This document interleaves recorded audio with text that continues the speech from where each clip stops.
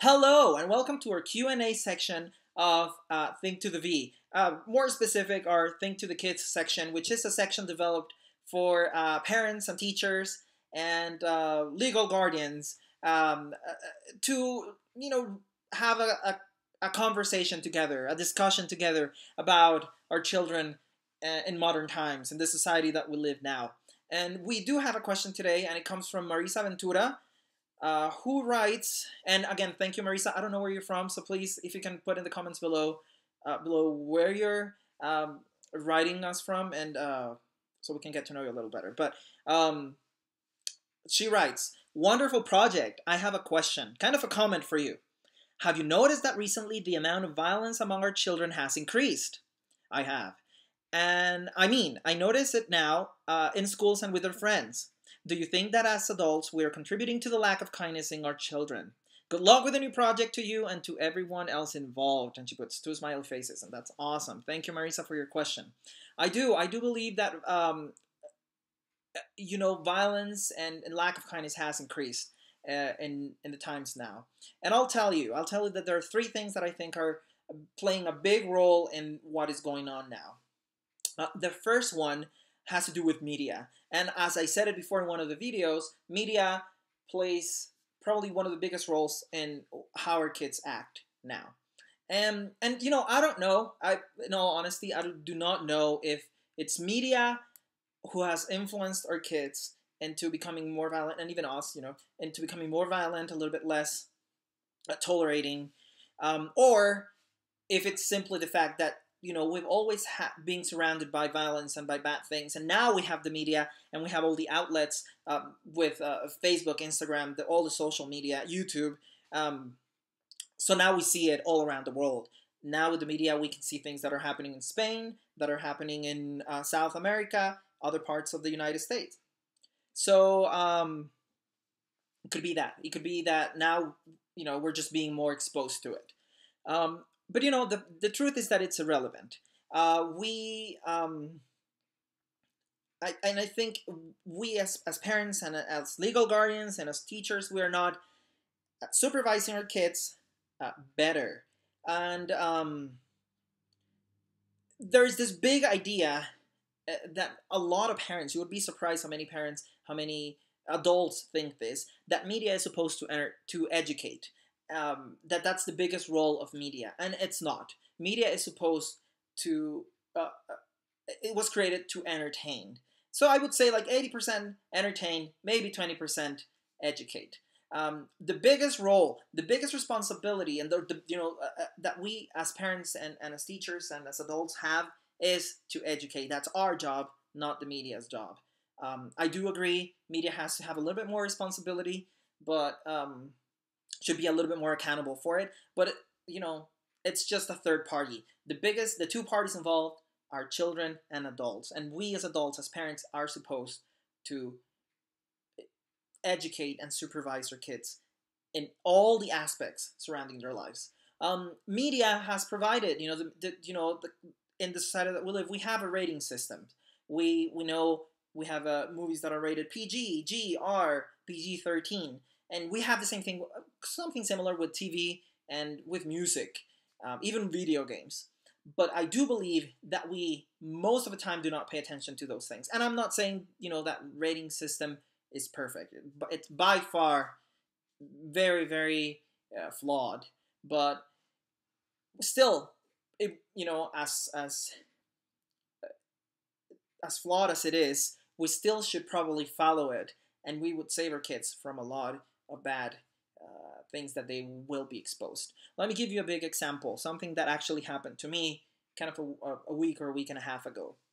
I went with my friends to watch the Scorch Trials from the Maze Runner series, and if you're not familiar with this, it's just a big, it's a big movie about a book that is, a young adult novel, and it's an amazing movie. It's a good movie. It's definitely not for kids. It's definitely not for kids. Has the violence and the things that happen around the movie are probably not for kids. And as I'm in the middle of the movie, I'm enjoying the movie, eating my popcorn and doing all these things. When I turn, because I hear a noise and I turn my head, I see this kid, this 4 or 5 year old kid who is with her eyes open, very interested, amazed by all the things that are happening in the movie. And after that, I could not enjoy the movie anymore. I was bothered, I was upset, and I felt uncomfortable. And just because this kid was in a place where she was not supposed to be. And again, made me wonder, why on earth would you bring a kid to something like this? The truth is that kids do not have, their perception of reality and fantasy is a little different from ours. Adults, most of us, some of us are still like that, but you know, but definitely a kid has a different perception of what is reality and what is fantasy. And when they're exposed to this, sometimes they don't understand. They're also not, they don't have a complete awareness of consequences and things that happen. If they see someone using a gun in movies, you know, they may think it's fun. They may think, but in reality, when you do it in the real world, horrible things happen, right? Things that cannot be taken back. So, you know, again, lack of supervision, lack of monitoring, and you know, I'll use my parents as examples. They're not perfect by any means. They're not perfect. But one of the things that I did really like is that my mom, when I was a kid, would sit with me to watch TV, listen to music, and you know, that was kind of her kind of supervision. Instead of having these big rules, she would always, you know, she would try to be with me watching the things that I was watching and listening to the things that I was listening. And if something inappropriate or not for my age would come out, she would immediately have a conversation with me about it. She was not afraid of having a conversation with me about it. And that's how it should be. Okay, so that's the first thing. The second thing has to do with our lack of supervision and our lack of awareness of who, with or the people that our children's are hanging up. You know, the sorry, I lost my train of thought there, but you know, our lack of supervision of who our kids are hanging out with. You know, let me ask you this question. Do you know, and it's not only to you, Marisa, but to everyone else who's watching this video, do you know who your kid's friends are? Do you know their classmates? Do you know their classmates' parents? Are you involved in all the activities that surround their social life? Do you know when they go to the park? Do you know what they play? The things that they talk about? Because you have to know. You have to know these things. You have to be aware of these things. And let me make a little comment, you know, on this. We have to be careful of extremes. Yes, we have to supervise our kids. They have to know. We have to know everything that, you know, surrounds their lives. But we also have to be careful of not putting them in a bubble. And because, you know, sometimes we, as parents, we want to protect them so bad that we can put them in a huge bubble of unicorns and rainbows.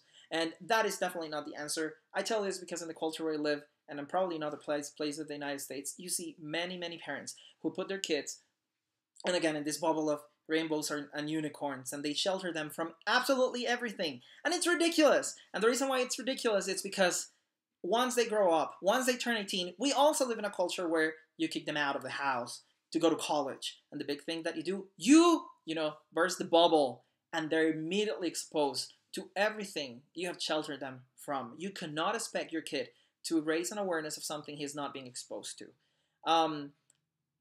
Again, you have to have some ground rules, but also they have to know what's out there.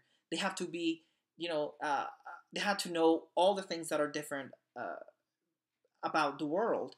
This also, you know, because they have to get a sense of tolerance and a sense of understanding and a sense of knowing how to speak and disagree and have conversations. They will not have this if they're not exposed to everything that is out there. And again, it's just extremes. You have to have control, but you have to let your kid become aware of everything that is going on, so he can make better choices, or she can make better choices when, you know, when he or she grows up. So that's the second one. The third one has to do with our own levels of violence as adults, and I think that our own levels of violence have increased too. And I'm going to mention one aspect specifically when talking about this, and it has to do with yelling and shouting. Everyone that knows me at work or in my personal life, they know That's one of the top things that I do not like. I believe shouting and yelling are signs of weakness and of lack of self-control. And it's the truth. When you shout, when you yell, it's because you have lost a part of the argument in a conversation, and you need to raise your volume so the other person feels intimidated. So definitely, there is no way that shouting and yelling helps in any situation. It won't. And I am not saying by any means that you should not be firm. There's a big difference between being firm and being loud. You can be firm. You can have a firm tone in your voice when you say, I do want you to go and do your room. And until you make your room, you won't be able to leave the house, without, again, raising the volume of our voices. There is a big difference between tone and volume. And being firm has to do with tone, and being, yelling and shouting has to do with volume. And it's okay. It's okay to be firm. Love, part of loving someone is being firm when we feel they have to get a consequence, or they have to do something. But the moment you shout and the moment you yell, you immediately have lost control of the situation. You're mad. You're angry. And there is no way that you can tell me that you're doing it out of love for your kid when you yell. And the moment that you're yelling, you're definitely doing it because you're mad. You want to punish that other person. You want them to feel intimidated. So definitely, I would suggest, if you feel angry, calm down, wait, and come with all the firm, with a very firm voice, and speak, because that shows love and care. But definitely, never yelling, never shouting. We need to set an example. If we yell and shout, our kids are going to do the same thing. And I do see it, again, everywhere. Kids are becoming more impatient. They get angry at everything.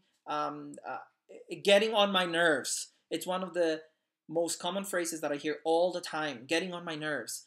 This person is breathing on me. This person is doing all these things. We are becoming less and less patient with everyone else. And we need to learn to speak, to talk. We should never allow anything that is uncomfortable to us to happen to us, but at the same time, we should always use a firm voice. We should know when to be kind. We should know when to speak. And yelling and shouting, again, is never an option. It's poor management. So those are the three things. Marisa, I hope this kind of added a little bit to our conversation, and I'm more than happy. I'm very happy that we are including everyone else in this conversation. So please add comments below in the video, and let us know what you think. Do you agree with this? Do you agree that these things are adding to the fire of things that are happening? Again, we heard it in the news. We heard it this last week with the horrible thing that happened at Oregon, and which is a horrible, horrible thing.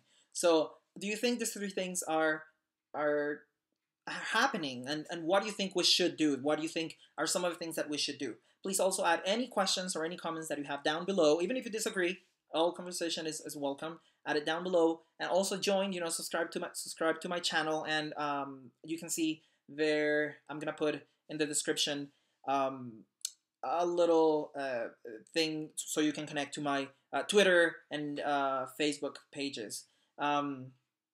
Thank you so much for watching. You can continue watching the videos down below. Have a great day.